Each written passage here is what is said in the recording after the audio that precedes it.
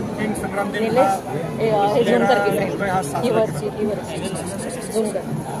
पण आज संकटात खऱ्या अर्थाने विशाळगडावर ज्या किल्ल्यांनी शिवाजी महाराजांना संरक्षण केलं, ज्या विशाळगडाने स्वराज्याचं संरक्षण केलं, ज्या विशाळगडावर संभाजी महाराज असतील, राजाराम महाराज असतील, संस्थाबाई महाराजांची राजधानी होती, अशा ठिकाणी ज्या पद्धतीने अतिक्रमण झालेलं आहे ते कोणी खपवून घेऊ शकत नाही. आणि हे औचित्य साधून आम्ही सर्व शुभभक्त विशाळगडला शिवाजी महाराजांना वंदन करण्यासाठी, अभिवादन करण्यासाठी आम्ही सर्वजण राहतो.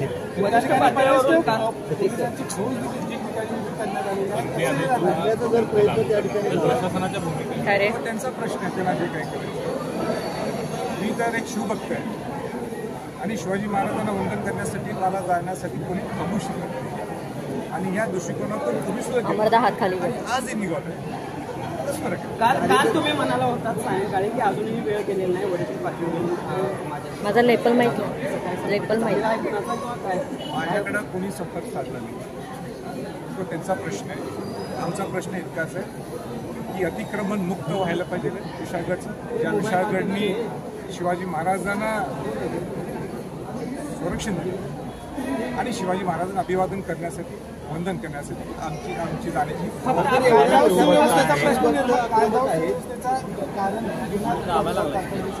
गुन्हा नोंद झाला तर मला अभिमान आहे. गुन्ह्याचा माझ्या नोंद झाला, पहिला गुन्हा. पण जबाबदारी ही प्रशासन काय आव्हान